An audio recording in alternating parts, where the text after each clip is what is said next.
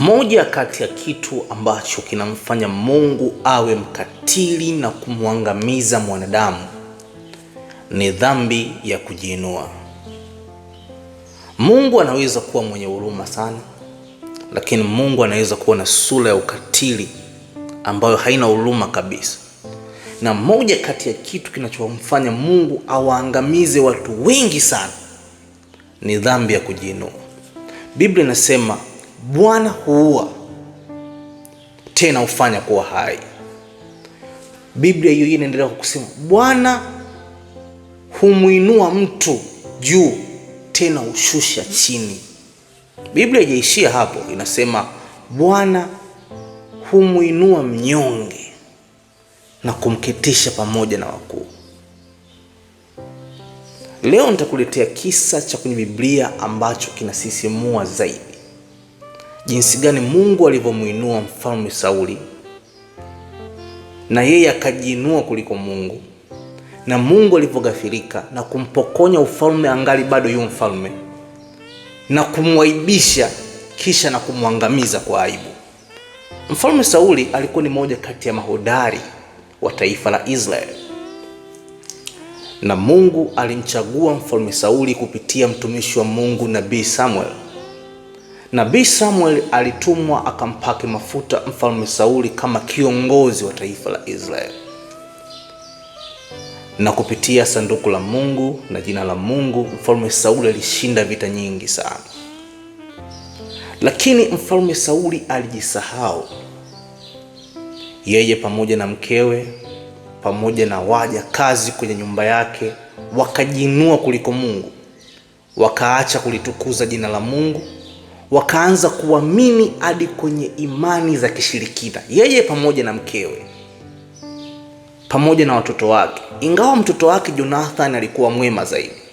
Lakini Mungu alikasirika na kitendo cha mfalme Sauli kuacha kutukuza utukufu wa Mungu na kulitukuza jina lake na kujiinua kuliko jina la Mungu. Mungu alimpokonya mfalme Sauli ufalme angali bado akiwa mfalme. Ndipo Mungu akamtuma Nabii Samuel. Nabii Samuel alikuwa na msii Mungu juu ya mfalme Sauli. Mungu akamwambia Nabii Samuel kupitia maono.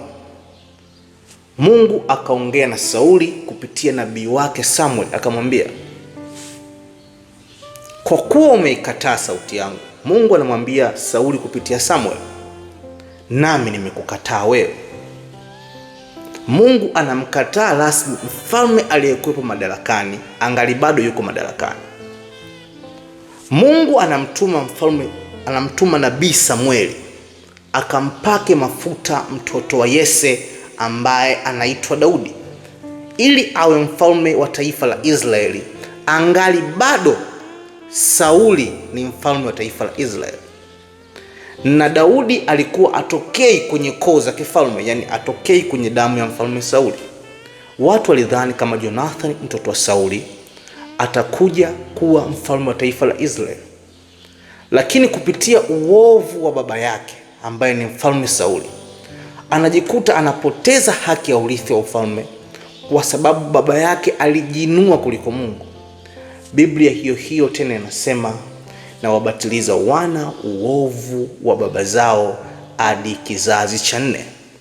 Kumbe Mungu ana uwezo kukuhukumu ama kukubatiliza uovu ambao aliufanya baba yako hadi kizazi cha 4.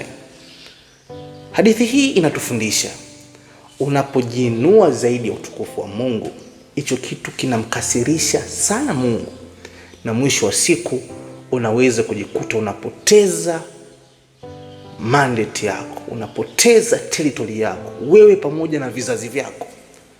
Mfalme Sauli mwisho wa siku aliweza kuuawa vitani kikatili pamoja yeye na mwanae Jonathan, na hali hiyo ilipelekea unabii wa mtumishi wa Mungu Samuel kuweza kutimia, na King David akajikuta anavaa crown ya kuwa mfalme wa Israeli kwa sababu tu Sauli alikataa kuitii sauti ya Mungu na kujiinua juu kuliko Mungu. God bless you. Is me Levi Yaziel. Mpaka mafuta wa Bwana mtumishi wa Mungu.